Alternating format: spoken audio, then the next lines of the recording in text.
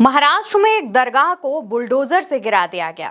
नासिक में सतपीर बाबा दरगाह को बुलडोजर से जब गिराया गया तो मामला सुप्रीम कोर्ट पहुंच गया। इस मामले को लेकर विवाद भी देखने को मिला, यहां तक कि पुलिस वालों पर हमला करने की भी कोशिश की गई। आखिर यहां पर सवाल उठता है कि सतपीर बाबा दरगाह को गिराया क्यों गया और क्या गिराए जाने से पहले दरगाह को नोटिस दी गई थी। क्या इस मामले के बारे में प्रशासन ने दरगाह और उससे संबंधित लोगों को बताया था? उससे पहले क्या क्या चीजें हुई, क्यों दरगाह को गिराया गया, इन तमाम सवालों पर हम बात करेंगे। नमस्कार, मेरा नाम अवंतिका अवस्थी है। दरअसल दोस्तों, नासिक में सतपीर बाबा दरगाह को जब गिराया गया तो यह पूरा मामला सुप्रीम कोर्ट भी पहुंचा। सुप्रीम कोर्ट ने मामले की सुनवाई के दौरान बॉम्बे हाई कोर्ट को फटकार लगाई और बॉम्बे हाई कोर्ट को फटकार लगाते हुए सवाल पूछे कि नासिक नगर निगम की तरफ से सतपीर दरगाह के खिलाफ जारी विध्वंस के नोटिस को चुनौती देने वाली याचिका पर तत्काल सुनवाई क्यों नहीं की गई।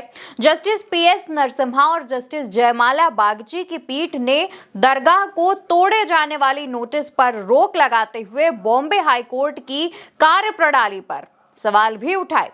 दरअसल दोस्तों, सतपीर दरगाह नासिक के काटे गली क्षेत्र में आती है। ये लंबे समय से विवादों में भी रही है। नासिक नगर निगम ने 1 अप्रैल 2025 को इस धार्मिक संरचना को अवैध घोषित कर दिया था और अवैध घोषित करते हुए इसे तोड़े जाने का नोटिस भी जारी किया था।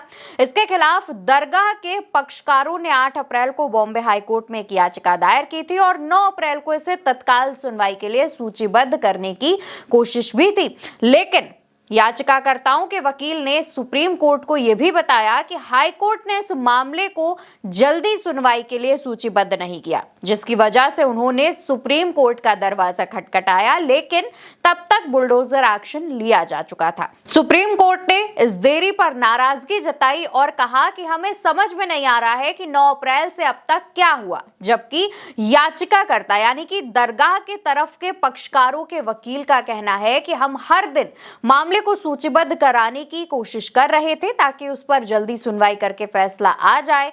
लेकिन सुप्रीम कोर्ट ने अभी बुलडोजर एक्शन लेने पर, बुलडोजर से दरगाह को गिराने पर रोक लगा दिया है और इसी के साथ सुप्रीम कोर्ट ने उच्च न्यायालय के रजिस्ट्रार जनरल को रीट याचिका के लिस्टिंग के बारे में एक रिपोर्ट भेजने का निर्देश भी बॉम्बे हाई कोर्ट को सुनाया है। अब इस मामले की सुनवाई की अगली तारीख 21 अप्रैल तय की गई है। इससे जुड़ा विवाद आपको ये बता देते हैं कि नासिक नगर निगम ने बॉम्बे हाई कोर्ट के आदेश का हवाला देते हुए सतपीर दरगाह पर बुलडोजर एक्शन लिया था, बुलडोजर से उसे गिराया था, जिसकी तस्वीरें भी सामने आई। मस्जिद को हटाने की बात पर विवाद भी देखने को मिला था, जिस पर गुस्साई भीड़ ने पुलिस पर हमला कर दिया था। भीड़ को तितर-बितर करने के लिए पुलिस ने लाठीचार्ज किया, आंसू गैस के गोले छोड़े और इसके बाद तमाम हथकंडे अपनाए गए, लेकिन गुस्साई भीड़ ने पुलिस पर हमला किया, जिससे पुलिस के कई जवान घायल हो गए और उन्हें इलाज के लिए अस्पताल में भर्ती कराया गया। गुस्साई भीड़ से लोगों को पहचान करके 15 लोगों को अभी तक हिरासत में लिया जा चुका है, जिन्होंने पुलिस पर हमला किया था, और बाकी लोगों की पहचान करके उन्हें गिरफ्तार करने का दावा किया जा रहा है।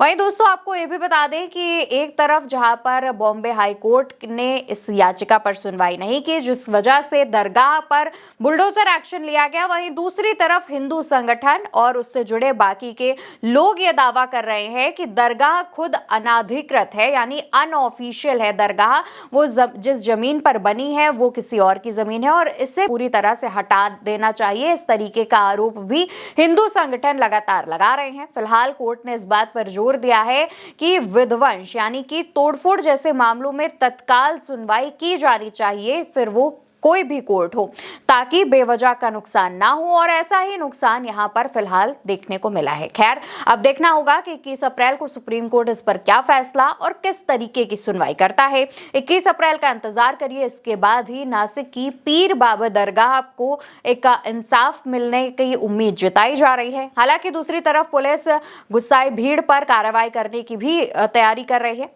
क्या कहना है आपका इस पूरी खबर पर? कमेंट सेक्शन में बताइएगा और उल्टा चश्मा यूसी को सब्सक्राइब जरूर करिएगा।